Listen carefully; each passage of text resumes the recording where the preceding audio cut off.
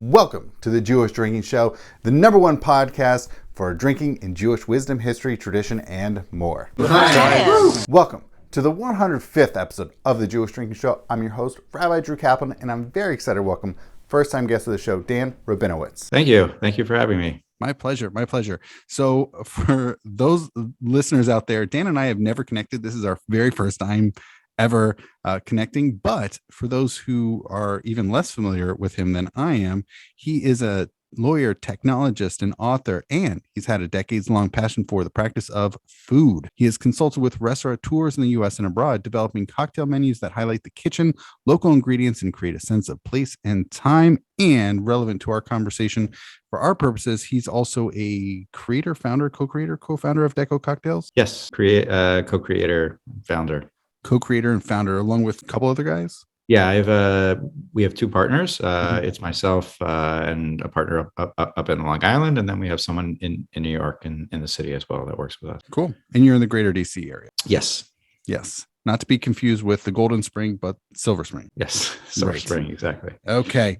So for those less familiar with DEKō Cocktails, so we have here, I have two products. Do you have other in the line, the DEKō Cocktails line? Yeah, so we initially launched with two products. We have the Bee's Knees and a Gold Rush. The Bee's Knees is a gin-based cocktail. The Gold Rush is a bourbon-based cocktail. Both have lemon and honey in them. The Bee's Knees also has the gin is distilled with lavender. And those are the two that we currently have. And we are coming out with a third within the next month or so. That's exciting. A cucumber elderflower habanero cocktail. I am so excited for that.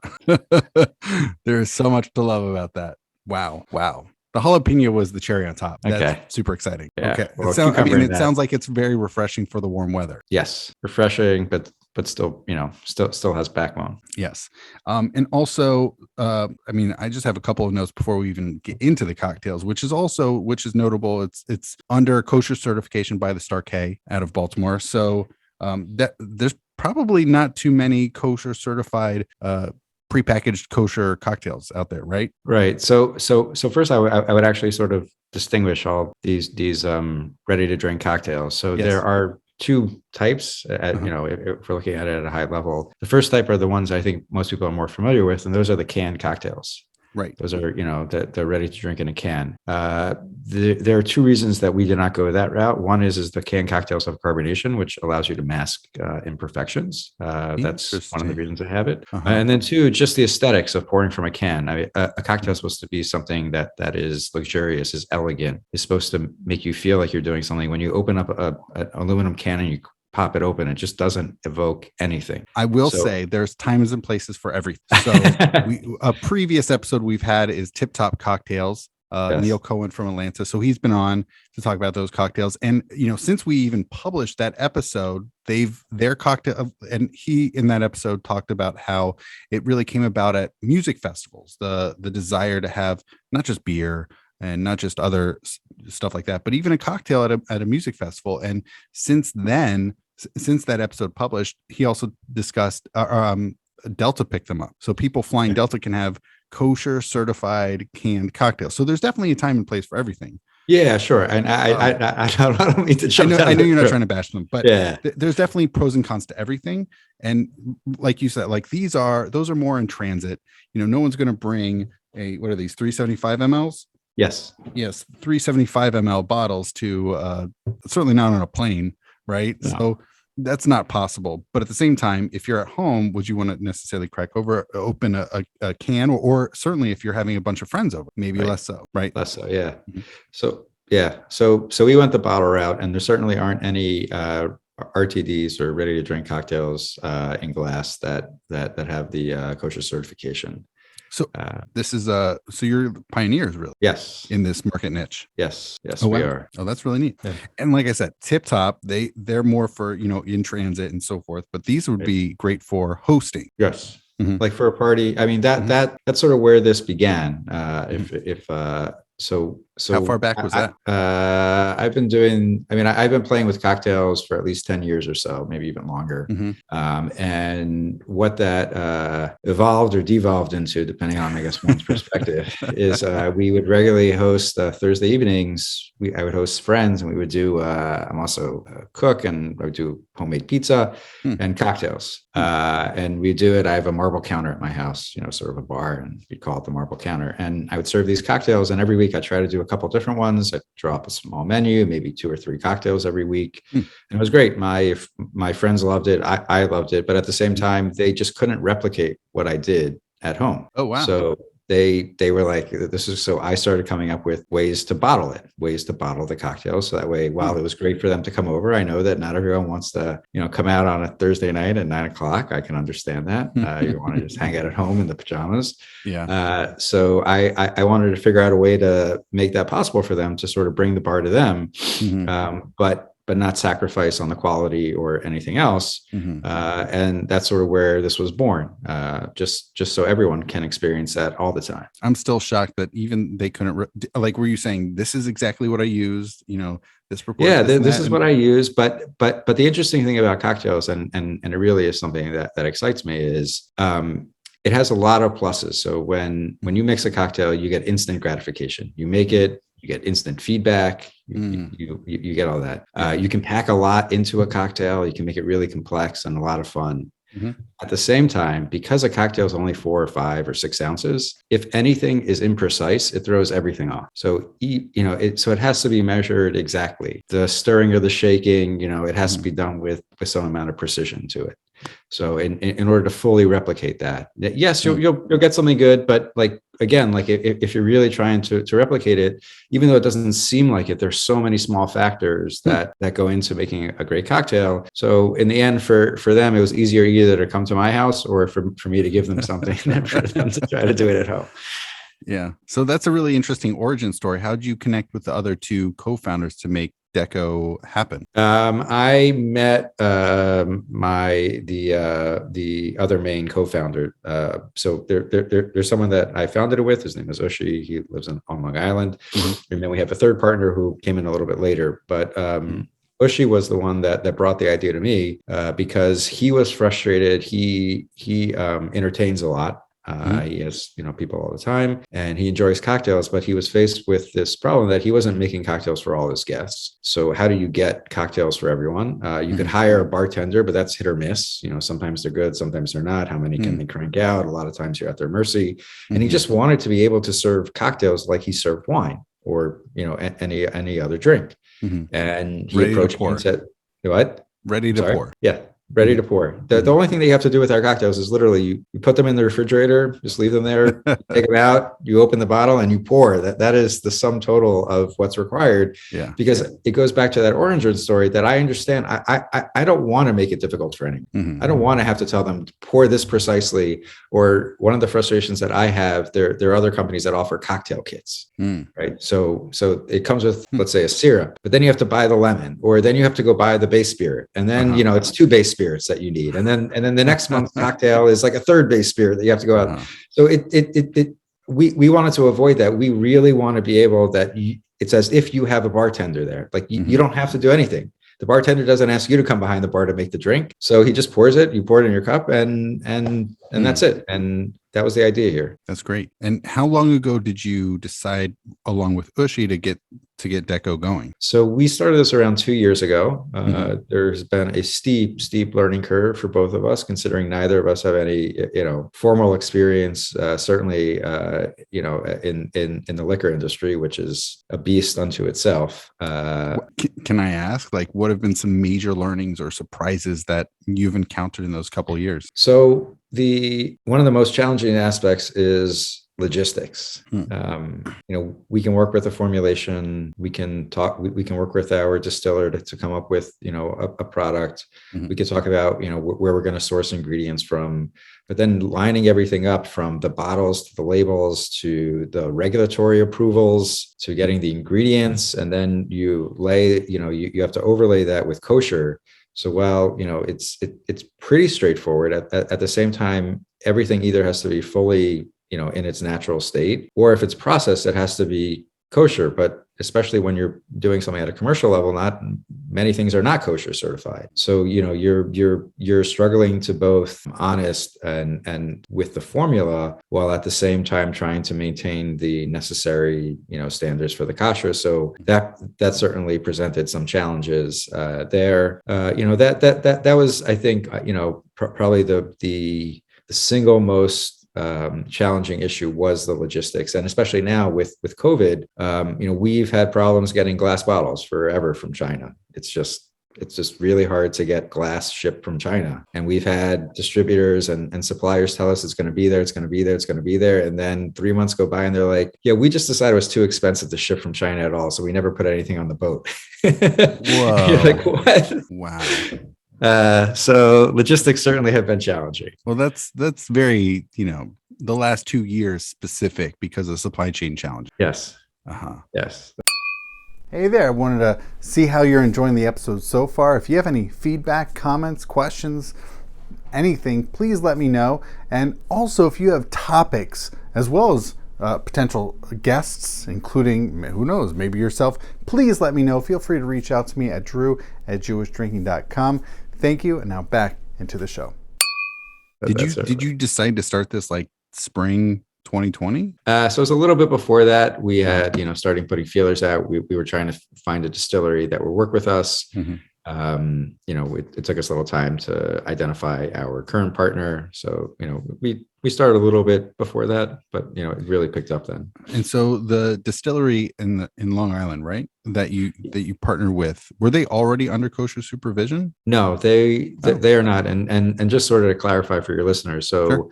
I think when most people conjure up Long Island, they're thinking of one of the 5 towns or mm-hmm. the area over there. This is on the northeastern part of Long Island, as far northeast as you possibly can go on Long Island. It's essentially in Connecticut. Oh wow! It's 2.5 hours from the city. Oh wow! Yeah, it's a hike. It's beautiful. It's bucolic. They have these farms that fall off into the ocean. Mm-hmm. It's really, really pretty, and we're really happy with the distillery that we work with because they're local and they do small productions, and everything is local. So, for example, like the lavender comes from a farm in the area. All the lavender's picked there. Our cucumbers that we'll have for the next cocktails come from there. The honey is from local apiaries.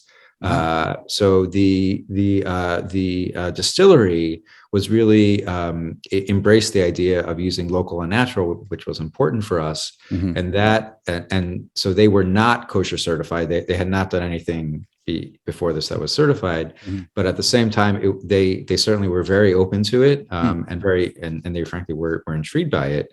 And it was almost without issue trying to get it done just because of the setup that they have. Mm-hmm. But they're pretty excited about it. It's certainly they had never experienced anything like that. Have they ever partnered with a I want to say a CPG, but a packaged cocktail product before? So they have not done cocktail products. They've done other liqueurs and spirits like that, mm-hmm. But they've never done a full cocktail. Oh wow! So it was a first for them, and on top of the kosher aspect. On top of the kosher aspect, and it's been great working with them. So, great!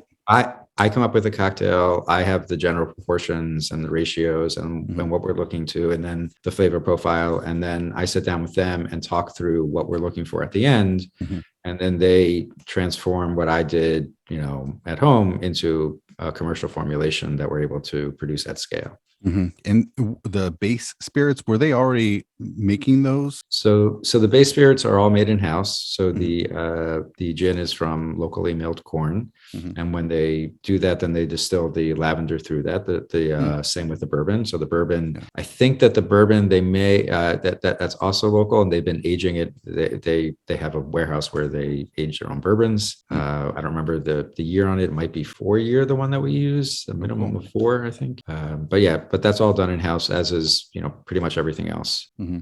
And how did you decide to go with a sort of a Art Deco visual aesthetic? Yeah, so it goes back to this idea that cocktails are more than simply the drink. Mm-hmm. It's everything that's associated with it, and for us, the Jazz Age, the Art Deco period, mm-hmm. is really one that evokes the greatest or the some of the great aspects of a cocktail. Mm-hmm. the feeling, the luxury, all the things that we imagine and associate with it. So that's really the period of time that captures it for us. So that's why we went with that. It's interesting because also like the 20s were during Prohibition, but I mean, obviously after 1933, it was kind of different, but there's a little bit of an irony. There is. And I'm an amateur historian as well, so I totally pick up on that. Yeah. Yes. That's great. That's great. I hope you've been enjoying this episode so far featuring Dan Rabinowitz. If you like cocktails, you're definitely going to enjoy next week's episode, which is not necessarily about cocktails, but some of the ingredients needed to make cocktails. Here's a sneak peek featuring Stephen Gold for next week's episode. I mash sort of like a Scotsman, sort of not. Most of your American single malt producers, and it's a growing category, and this falls in that category, mash like brewers. Not everybody. And the good thing about the American craft distilling world is we can do things that a lot of other parts of the world can't. We get to experiment a lot and do a lot of different things. I hope you enjoyed that sneak peek into next week's episode featuring Stephen Gold. That's going to be a fun one. Come back for that one. And now back into this episode featuring Dan Rabinowitz. At least the two products now, the Gold Rush, which is the bourbon with honey, as well as lemon and other natural flavors. And then the Bee's Knees made with lavender gin, as well as honey, citric acid, and lemon essential oil. So are these only available in 375 milliliter bottles? Yes. 375, which is approximately, depending on how you pour it, it's up to 5 cocktails, even with a decent pour. So 4 to 5 cocktails with that. And this is totally shelf stable. So even if you open it up, you don't have to finish it the same day. It's shelf stable for weeks. So you can open it and leave it in the fridge. And then next time you have a hankering for it, just take it out and drink. Yeah. I opened it 5 days ago, left it in the fridge. It's been fine. Do you know how long it can stay in the refrigerator in case someone opens it and decides to return to it weeks later? Sure. I mean, I would say you have a good couple months. I really wouldn't worry about it. Oh, wow. Yeah. That is really stable. That is really stable. How widely available are these? So we have just made them available. So these are available exclusively online. And they ship direct to your house. We initially launched just towards the end of the summer, and that we had only distribution in New York. But now we just launched at the end of summer 2021.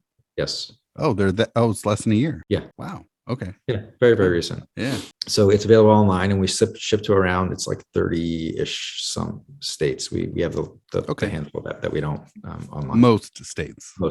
Yes. Most states. And DC, obviously. And DC, yes. And the district. DC will sell anything. One thing that I think that would be, obviously, like I mentioned, don't take these on an airplane, but there are definitely situations that they would I think would be particularly incredibly well suited for. Obviously, like you mentioned, you're throwing a little party, a little get together, especially if you just want to have ready to pour sort of, I want to say like you can control the quality of the cocktails. It's not really left up to, especially if you don't know who's necessarily pouring or you don't want to hire a bartender. This might be more niche, but it's for Shabbat because there are various challenges for those who observe Shabbat when it comes to crafting cocktails. I'm not saying it's impossible, but there are definitely challenges. And so this would certainly make it incredibly easier, even for people who 6 days out of the week can easily craft their own home cocktails, but to sort of navigate and not only navigate for themselves crafting a cocktail, but also especially hosting a bunch of people on Shabbat. Yeah, so it's certainly more challenging to make it. Then I refuse to limit myself, so I certainly have figured out ways to make them, and I am proud to do that then. So I have no problem making them. I understand that you're being very diplomatic. Careful not to say that it's impossible. They're just challenges. Yes, challenges. Not insurmountable. Let me say that. Not insurmountable. Exactly. Not insurmountable. But this certainly makes it. You know what? It's important for Oneg Shop. That's Yes, it is. And now you have an alternative. But yes, that's right. Certainly for a group or for anything else, it's a great gift. It's great to have. I think really allows you to share, and it doesn't require all all the hubbub that you have to do for the other way. What types of feedback have you been receiving from, whether it's just customers, so to speak, or friends, family, and others? What types of feedback have you received? So uniformly, we've been receiving very positive feedback, especially as it relates to the bottle cocktail category. So people are surprised at the quality that we've been able to produce, how much it mimics a cocktail. I think we talked about before a little bit that, a cocktail isn't simply the ingredients. There's a lot of other things that go with that. So it's the aroma, it's the aesthetic, and it's the mouthfeel. So we spend time on the mouthfeel, on the aesthetic. We spent a lot of time. The bottle and label is supposed to evoke something. It's so the Art Deco period. Yeah. So it's in. So the you also have different golden the bee's knees. You got a couple of bees. Yes. And the Gold Rush, it's swans. Why swans? For the swan is it's a symbol of luxury. Really? Yeah. Okay. Interesting. Yeah. Good to know. You were talking about a mouthfeel and various aesthetics. The I don't know. The bee's knees is interesting. I mean, it's got the lavender gin as well as the citrusy lemon aspects. It's a curious combination in a cocktail. It certainly throws one for a loop. I'm not used to having lavender gin. I love my gin. Right. And I will say, I think, if you're going to start off with two cocktails, I feel very comfortable, because those are my two favorite base spirits for cocktails, is gin and bourbon. So I feel very comfortable.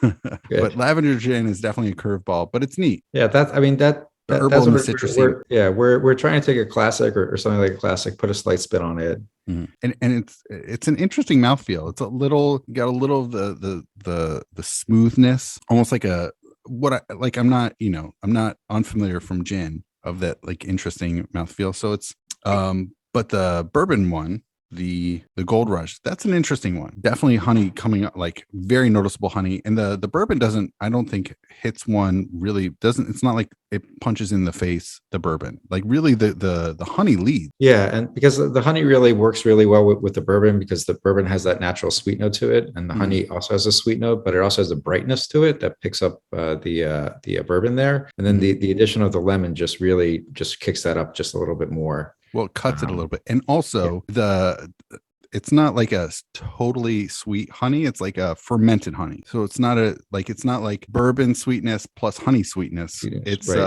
It's a muted sweetness, but not too muted, and not too, like, it's a nice balance of sweetness. Yeah. And we use just like 100% honey. So a lot of times people adulterate that with sugar and other things, which creates that, I think, sweetness that you're mentioning, that like, almost saccharine nature to it. So this certainly, we, like I mentioned, we are using local honeys and it is all natural. So that's really nice to hear. Yeah, it's got a pleasant sweetness, a certain dryness also. I mean, with fermented honey, you get some dryness out of it. So this is a nice balance. It's a cool mouthfeel. It has a nice grippy texture to it, which is cool. And I'm not using ice, but maybe, I don't know, maybe people want to have ice. It'd be really interesting to have the bee's knees, the lavender gin based one, to have that over, not necessarily cute, like maybe crushed ice. It'd be an interesting.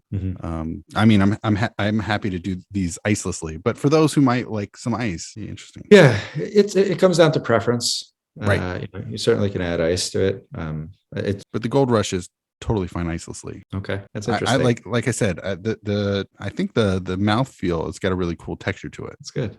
Yeah.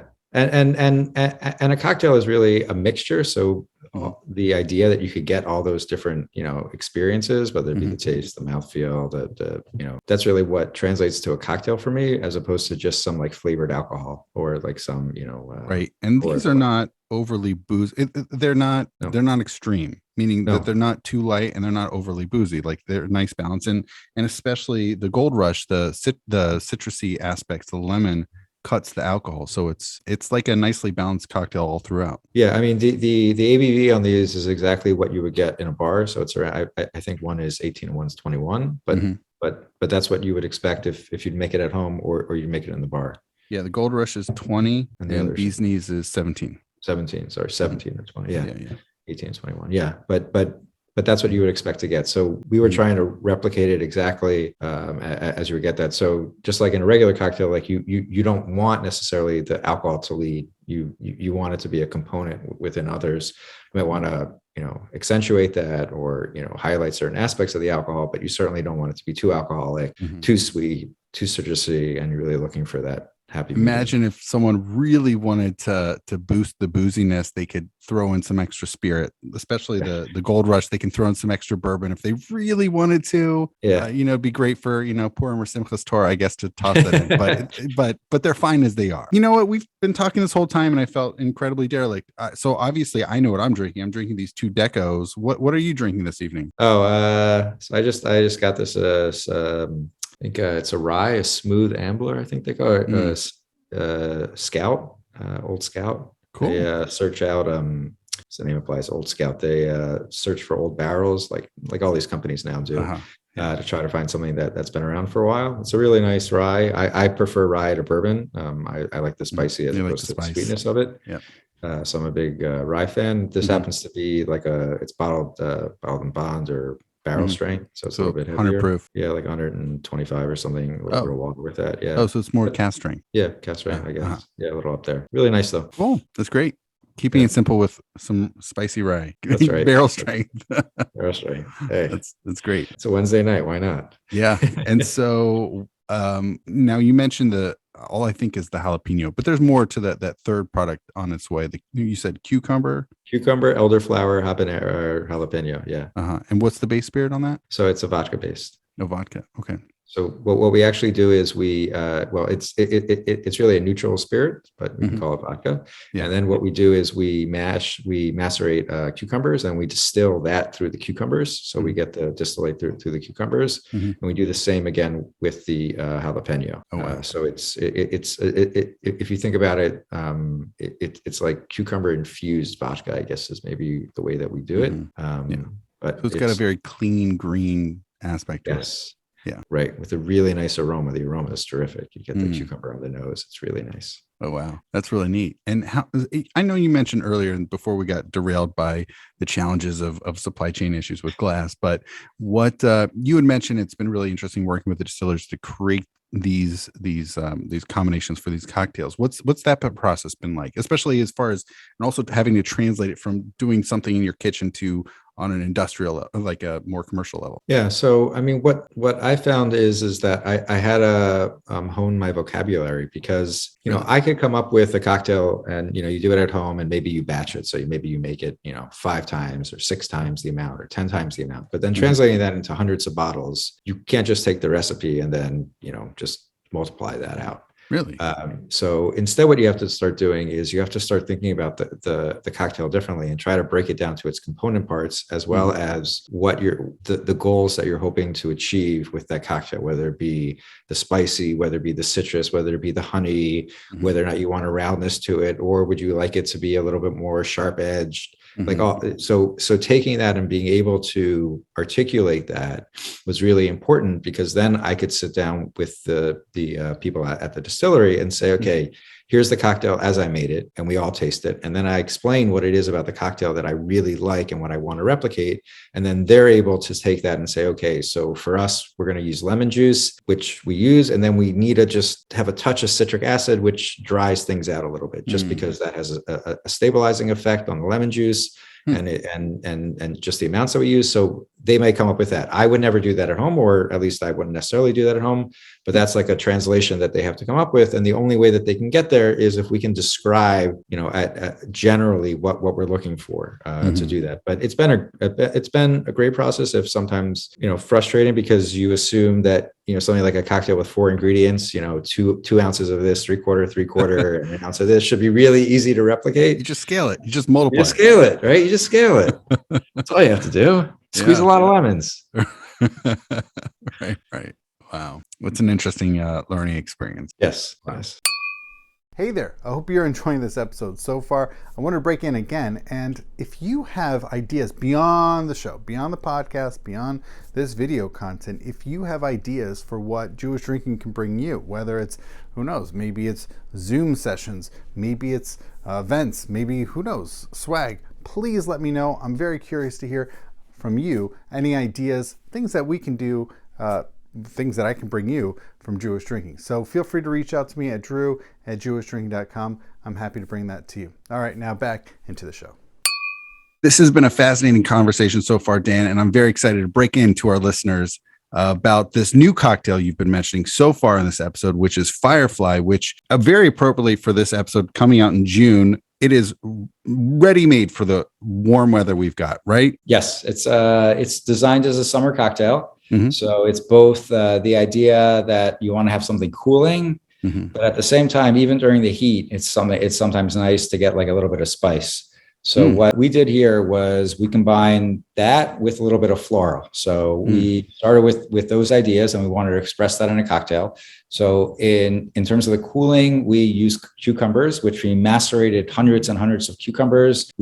Our distillery is based on the North Fork of Long Island, and we use local cucumbers. Yeah. I want to say the cucumbers are doing a lot of heavy lifting with the refreshing and coolness aspect for this cocktail. Right. And I hope that you're getting it on the nose. Like it's it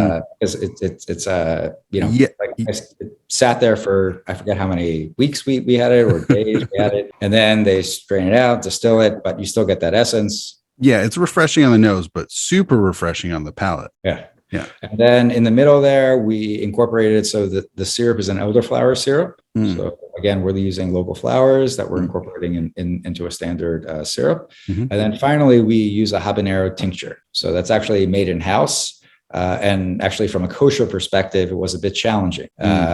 Because initially the distillery that we work with had their own habanero tincture, but of course habanero being a spicy, so you have to use a kosher knife for it. So the habanero tincture that they had wasn't going to work.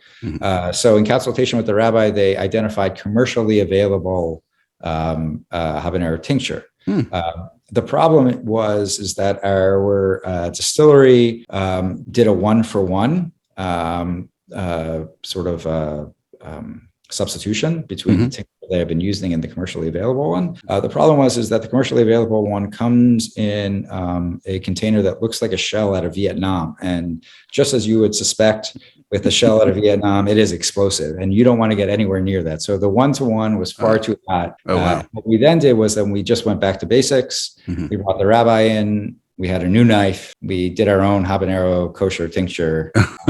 That's it. Had the rabbi come back. And then we had our habanero tincture, which forms the backbone, if you will, of the Firefly, where we get that cooling at the beginning, the floral note in the middle, and then finally that warming spice at the end to sort of complete the summer experience. And we'll say, certainly when we talk about that, I've had habanero beverages, certainly beers, but I've had some real heat. This is a very calm heat of the spices coming through. Although the fun thing about this is that there's such a long lingering finish of the spices from the habanero, but not ridiculous. It's not overpowering. It's there for minutes and it just lingers and it reminds you the habanero's there. But again, it's not overpowering. It's not super, super hot. Also, one thing I really enjoy about this, how smooth the mouth feels on the palate. So that's also, it's just pleasant throughout. The cool, refreshing cucumberiness, the pleasant light spiciness, and the smooth mouth feel. Oh, that's terrific. That's exactly what we were shooting for. So I'm glad that I just need to learn what elderflower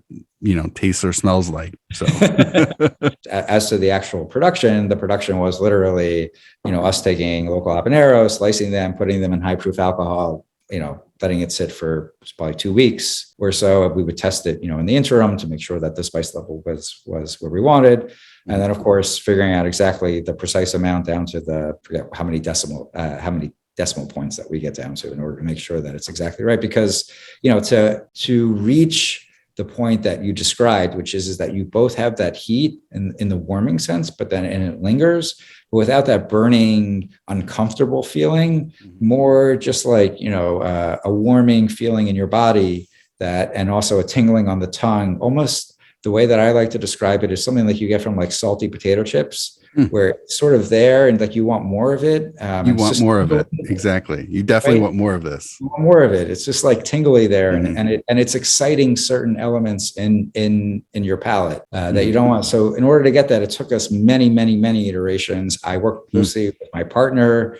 We went through multiple versions of this. We worked with the distillery. We went back and forth. We had at least 4 prototypes before we landed on the final product, because it really is difficult working with the spice and with the cucumber, because cucumber is very sensitive. So the idea that that you can just sort of dump it in and express that flavor, it's really hard to do, especially express it in a very natural way.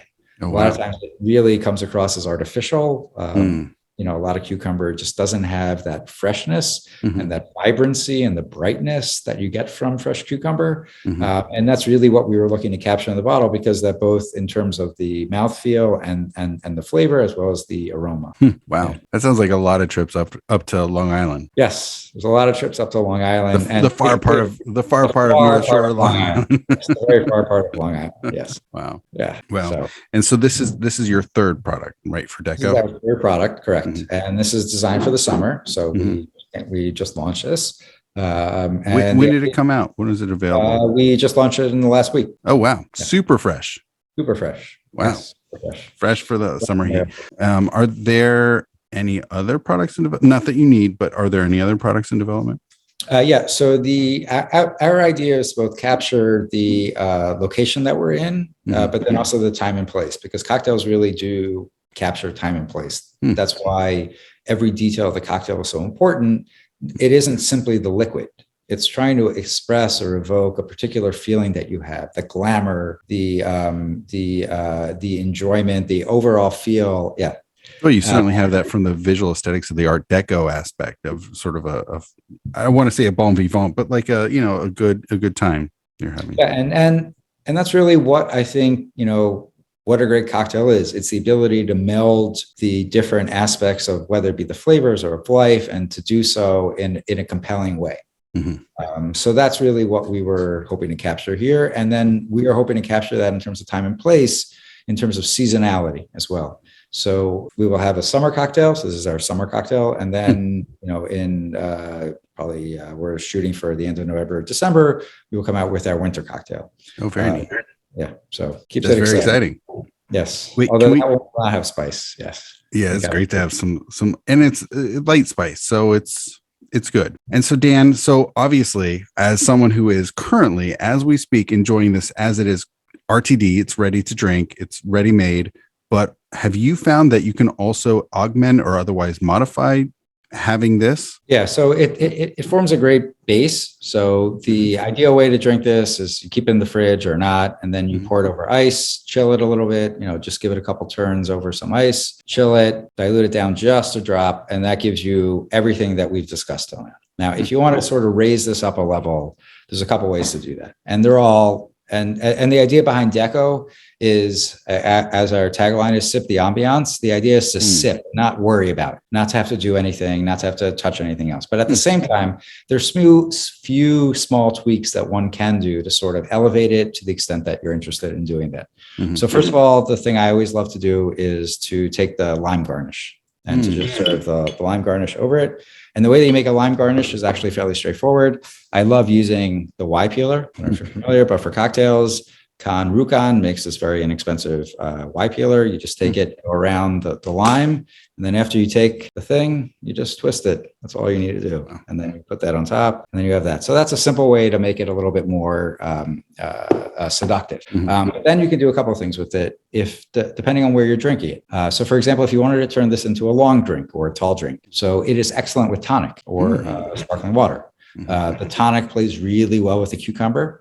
Really, really nicely with the cucumber. Yeah. So that bitterness that you get with the tonic, the little note of bitterness in the good way, that you get with the tonic plays very, very nicely with the cucumber as well as the elderflower. So that's one would be to do that. A little bit more exotic way to do that. Okay. I'm going to break in. It's so interesting because it comes off as on the more delicate side, but I guess that you can see it. There are so many opportunities because it's not so heavy-handed of a cocktail. It's not like the bee's knees. It's a much heavier. This one is a lot more delicate, so there's probably a lot more you can play around with it and augment it. Exactly. So the tonic works, and then one of the things that I've actually found, and this is one of the benefits of living where I live, is I live near a Korean market called H Mart, which is all over the East Coast, H Mart is a Korean market, and they carry a number of very interesting fruits and vegetables, as well as fishes and other things. But the fruits and vegetables and the herbs and spices sometimes are incredibly interesting, but at the same time, very accessible. So if you have one, they're all over New York, as you would imagine. And they carry some things that can really sort of just amplify the cocktail in a really interesting way. And one of the great things they carry are something called kaffir lime leaves or lime leaves. And they're these green leaves that are from Southeast Asia. They're used in Southeast Asian cooking. And they have just the aroma from them. If you tear them or just rub them, you get the aroma. So what I like to do is you take a couple of the leaves, you put them in a mixing glass, throw them in, you just pour cocktail, what we're talking about. You just add some of that, and then you just use your muddler. So you just use it. And whenever you use a muddler, so people like to think you have to smash it or whatever, it's just pressing on it. You really want to just express the oil. So you just want to come down and then you just press on the lime leaves. And what that does is it provides this additional sort of dimension to the cocktail where you get that lime aroma that plays very well, because of course the cocktail, and I neglected to mention earlier, of course it has lime as a citrus. So you bring out that lime where normally the lime is more there to provide just the balance between the sweet and the richness of the cucumber. Here you also get that beautiful aromatic, and in a very really beautiful, like just light way that you get with the lime leaves that you wouldn't necessarily get with actual lime. So if you took, let's say, like a lime peel and you tried to muddle it, it would be it just wouldn't have that lightness or brightness that you get with the kaffir lime leaves. But just something as simple as that. In other words, you can pick them up anywhere. They sell them in despite the fact that they're incredibly exotic, they put them in a rather mundane plastic clamshell. But that I think is just a wonderful sort of addition. And there can be any sort of piece of this. So like I would say if you wanted to muddle like a cucumber in there, that would also be great, or use a cucumber as a garnish. Another great way to use the Y peeler, one of the beautiful things you can do is just run that down a cucumber and go around and around, and it creates this beautiful spiral. So again, in terms of the garnish, you can really play with that and accentuate the elements that are already baked into the cocktail. And you could probably also add some more spice, right? Yes. You can always add some more pepper. That's your thing. Yes, you can certainly add more spice. Dan, this has been really helpful. Thank you so much for providing insight on these really interesting, I guess you could call them DTC CPGs, these direct consumer packaged goods of these kosher certified packaged cocktails. Really interesting. Before we go, is there anything you want to promote other than the cocktails? I know it pretty much that's all that I'm selling today. Dan, thank you so much. And l'chaim. L'chaim. L'chaim.